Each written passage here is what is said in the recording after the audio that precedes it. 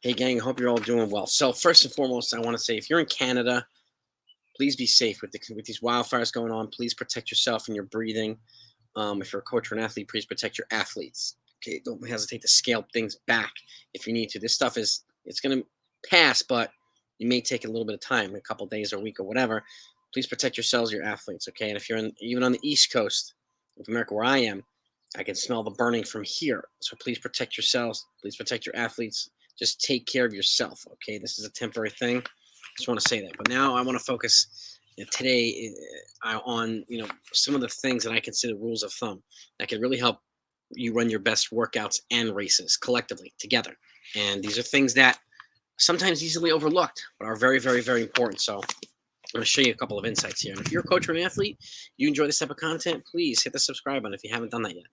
I've got a lot of content on here that I think you would find very helpful and informative. And you have direct access to me. blackbeltrunningcoach@gmail.com is my email. If you have questions, you want to do a live or a setup or something like that, or Zoom, I'm here available to help and answer questions on any of my videos. So now, some things, and some of these are obvious, some of them are not. Okay, consistency and balance. What do I mean by that? Obviously, consistency in your training, setting up a plan that allows you or your athletes to consistently train that works around their lives and their schedule and all this stuff too. So building some type of pattern of consistency is absolutely critical. So you already know what to expect. They know what to expect. Okay, and balance of training, balance of running, cross training, swimming, biking, whatever. Rest. All these things, okay, matter. If you have somebody who needs a little bit of cross training that complement running, that's totally fine. As your high school coach, building rest on a regular basis is important. And as you get older and more experienced and more fitter, phasing in a little bit differently or a little bit less frequently, but at the same time allowing your athletes to train. But at the same time, you know, consistency and balance are two of the bigger pieces here. So I can't emphasize it enough. And it's again, it's up to you to decide what's most effective and what's most important for yourself and your athletes, or a coach or an athlete. So take it with what you will. But those two, I can't emphasize them enough. So next up is reviewing and evaluating each season. You do a season, right? And this is why it's important. And I've done videos on this. It's important to take notes, okay, and record at the very least your workouts and race performances. Are they kind of in line with each other? Okay, are you doing a little bit too much, or when are you running your best? When are you not running your best? It allows you to go back and look at your training and make some modifications if you need to. Okay, because if things are working, you know, you might be able to continue with a pattern of consistency, but modify things a little bit.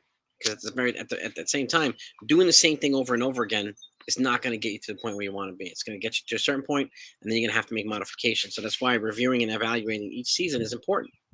Okay, and again, like I said, what worked, what didn't work, what worked better for him or for her, because not everybody, this is where the individualized component of training comes into play, not everybody responds or benefits the same way to certain things.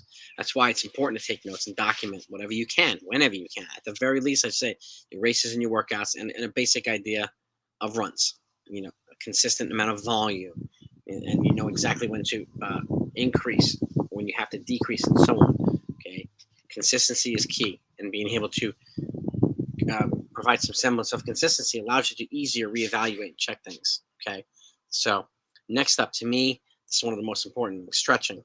Okay, hydrating, fueling, sleeping. Those four, like the four horsemen of the four horsemen. Stretching. I'm not only a USATF certified coach, but I'm also Wharton trained and certified musculoskeletal and flexibility, active isolated flexibility therapist. So if you ever heard Jim and Phil Wharton, the guys who created the stretch rope method, I was trained directly from them, and I worked with them for a decade. So, and that's to me a staple of everything. I'm also a long time martial artist, so just flexibility, no matter what you do, whether you're running, whether you're just whatever you are, a construction worker, a judge, a singer, like it doesn't really matter. It can make your life better in any way possible, in every way possible too. So those four, again, stretching, when to stretch, how to stretch, right, and why. Getting your body ready for a certain activity. Okay, hydrating, of course. You can get dehydrated even in the cold weather, not only the extreme heat, but in the extreme cold too. So it's important to hydrate on a regular basis. Okay, fueling your body after activity. Okay, 30 to 45 minutes. maybe 30 to 60 minutes after you run, workout, or whatnot. Get some fuel into your body to help you speed up and maximize your recovery. And obviously, sleeping. Okay, sleeping is going to keep you on track to continually improving and progressing. You have to sleep a certain amount of hours, and if you have time to get a nap on occasion, take advantage of it. Okay, if you want to continue to run faster and better, sleeping is of absolute importance. Okay, and again, building around your life and building around your schedule and everything is absolutely critical. So being effective with these things can help you maximize sleep too.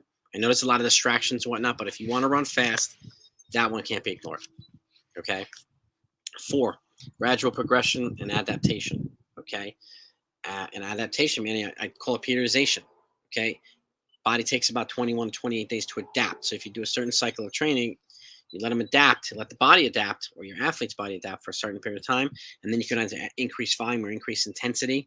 And this, again, taking notes and monitoring this stuff allows you to go back and say, okay, we did this amount of miles, we averaged this amount for this year. Let's bump it up a little bit. Okay, so you'll know exactly when to increase volume and or intensity. You can let races dictate or time trials dictate whether you can increase intensity, whether it makes sense. Because more of both is not always better. So progression gradually take small steps forward instead of large steps backwards. Absolutely critical. So, and again, adaptation. And again, you know, this adaptation, there's a lot of different things. You could do a season of short training. Like if you want to run a fall marathon, you can train for the 5K or the 10K in the spring. That will help the marathon. Okay. And then you can go back to a spring 5K or 10K or half marathon. The long stuff will help the short races, and the short stuff will help the long races. They complement each other. As long as you're being consistent, okay, building an aerobic foundation with the long stuff can help you run better in the short stuff, and which will also help build your speed foundation for the long stuff. They complement each other, as do long runs, all different types of runs, speed development, sprinting for distance runners. All these things take part of gradual progression, adaptation, and just consistency altogether. So, next up, okay, races and workouts, okay? And I'm just going to look down because I'm taking notes here. Yes, stretching and races, okay, they complement each other. Training and races, short and long, like I was just saying, short and long races, they complement each other. And how do you build in a strength training routine? How do you build in stretching? How do you know how much to train for? Okay, this is why going back and taking having journal, having a coach.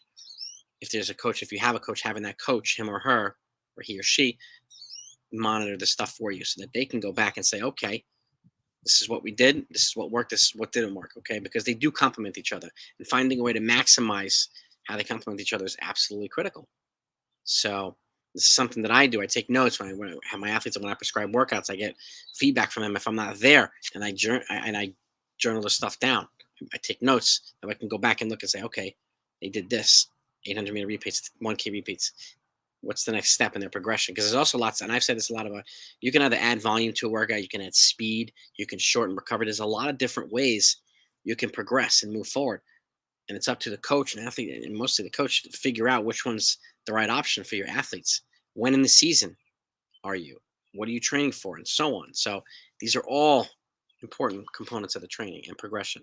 Okay. And again, the better you are in training, the better you're going to be in racing, especially if you're consistent.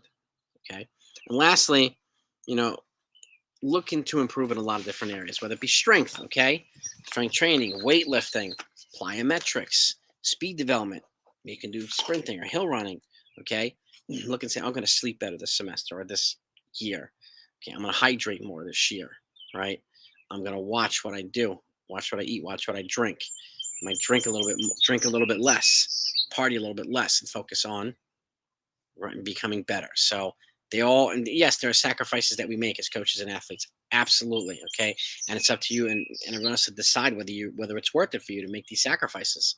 So that's why I talk about it. That's why an open line of communication between the athlete and the coach are important.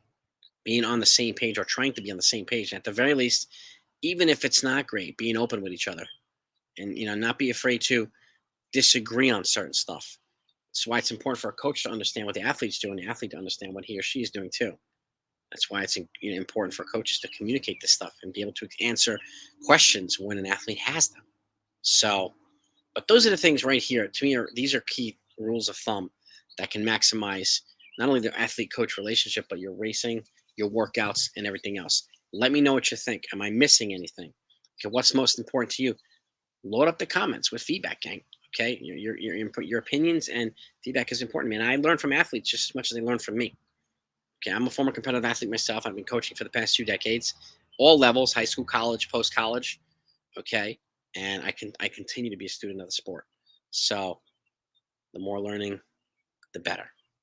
But hope you found some of this helpful and informative. Maybe it'll give you a little bit different type of perspective on certain things. Okay, but these are all things that are very important in my opinion. So have a great week, everybody. Be safe. Okay, train hard, but train smart. And I'll talk to you next time.